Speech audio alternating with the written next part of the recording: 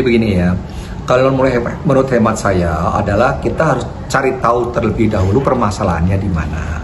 Nah, permasalahannya kalau menurut hemat saya yang saya ketahui bahwa ada oknum humas dari Pengadilan Agama Jakarta Selatan yang diwawancara oleh media mengatakan bahwa adanya putusan perceraian yang dikabulkan.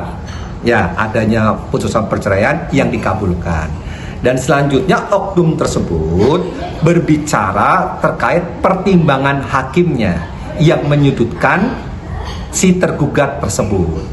Nah, kalau menurut hemat saya, seharusnya oknum Pengadilan Agama Jakarta Selatan ini tidak boleh berbicara terkait dari pertimbangan hukum untuk memutuskan perkara tersebut.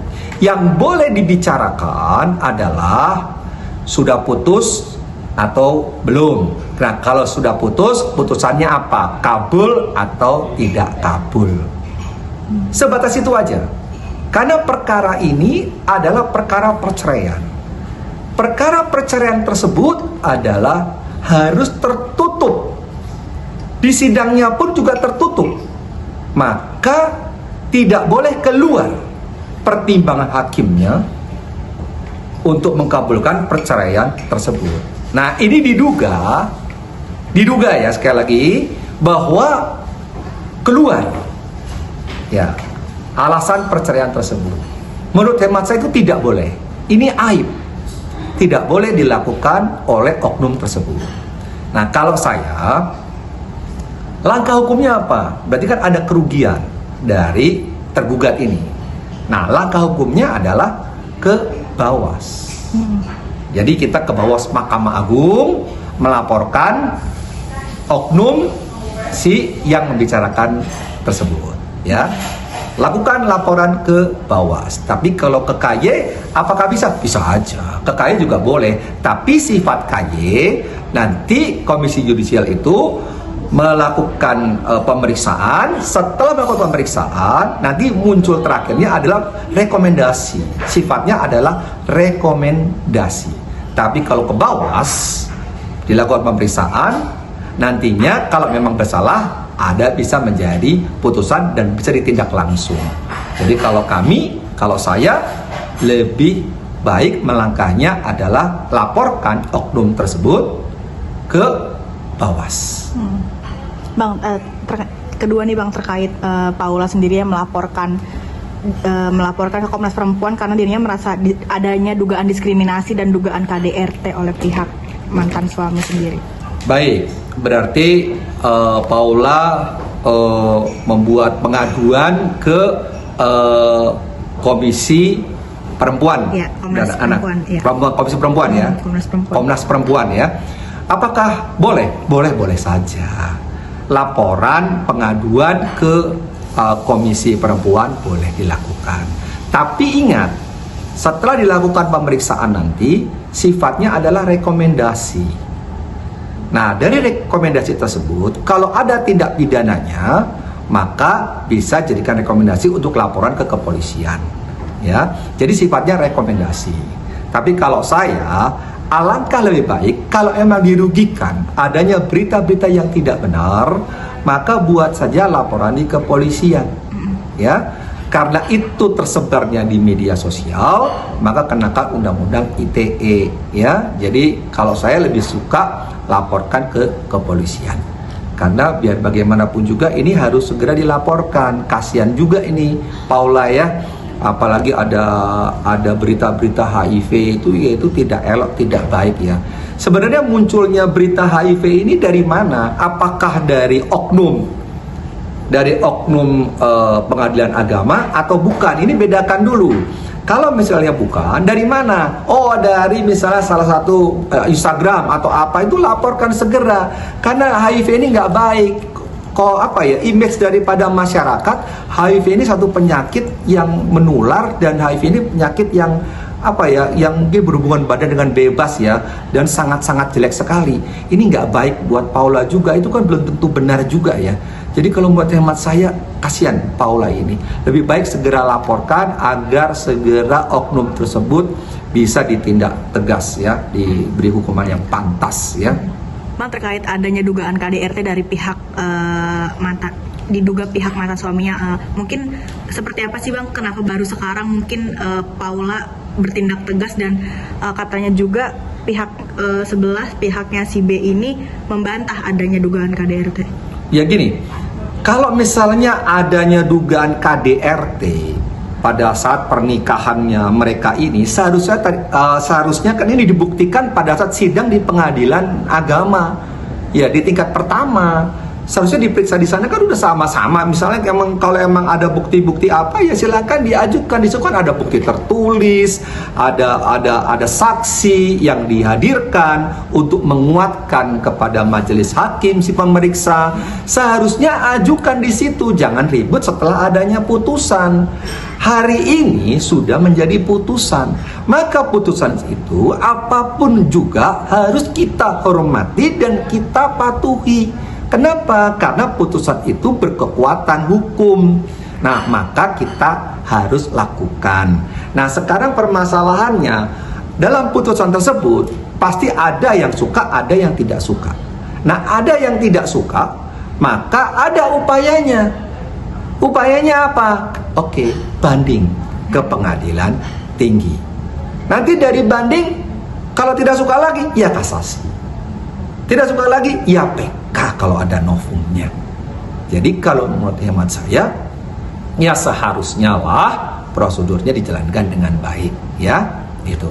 Bang, terkait nih Bang, perceraian ini menjadi polemik nih Bang. Gimana sih melihatnya, banyak banget di sosial media lah, di mana Bang menjadi polemik, sangat-sangat polemik gitu. Ya gini. Ini yang sangat disayangkan sekali ya. Saya sangat disayangkan sekali. Saya sih tidak mengikuti secara jelas, gamblang dan detail, dan saya juga bukan kuasa hukumnya.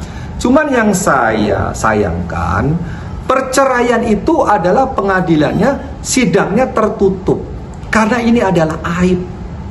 Tidak boleh aib itu terbuka. Apapun juga alasannya. Kenapa? Karena di sini ada yang dirugikan. Pihak dirugikan adalah pihak yang diceraikan. Dan yang kedua yang paling penting lagi adalah anak. Ingat itu. Biar bagaimanapun namanya perkawinan kita bisa memilih. Saya memilih istri saya memilih saya. Tapi anak tidak bisa memilih. Dia tidak bisa memilih dari pasangan mana. Dia tidak bisa memilih dilahirkan di kota mana, di negara mana, ekonomi yang bagaimana. Jadi hormatilah anak kalau kalian tidak bisa menghormati pasangan kalian. Anak ini punya hak hidup. Jangan sampai gara-gara bapak dan ibunya anak jadi korban. Seharusnya tidak boleh sedikit pun, satu cerca titik pun aib itu keluar. Nah, kalau misalnya ini terjadi keluar, siapa yang mengeluarkan? Kan tidak banyak. Penggugat atau tergugat, pemohon atau termohon, atau kuasa hukumnya. Nah, ini kan yang tahu itu. Karena putusan pengadilan agama kemarin itu kan sudah jelas. Kalau pertimbangan hakimnya itu kan kita harus minta salinannya. Salinan putusannya ke pengadilan. Yang bisa meminta adalah penggugat dan tergugat, pemohon atau termohon. Nah, yang minta siapa?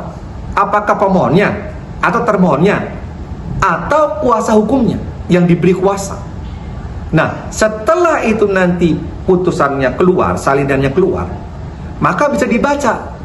Nah, putusan kabul, pertimbangan hakimnya apa? Misalnya, 1, pertimbangannya adanya percekcokan, 2, 3, 4, 5. Nah, ini seharusnya tidak boleh keluar. Karena ini konsumsi hanya untuk pemohon dan termohon atau penggugat dan tergugat. Kalau sampai ini keluar, berarti ada yang mengeluarkan dengan sengaja. Apalagi dipublish. Ya. Kalau dipublish, ini kena undang-undang ITE loh. Hati-hati.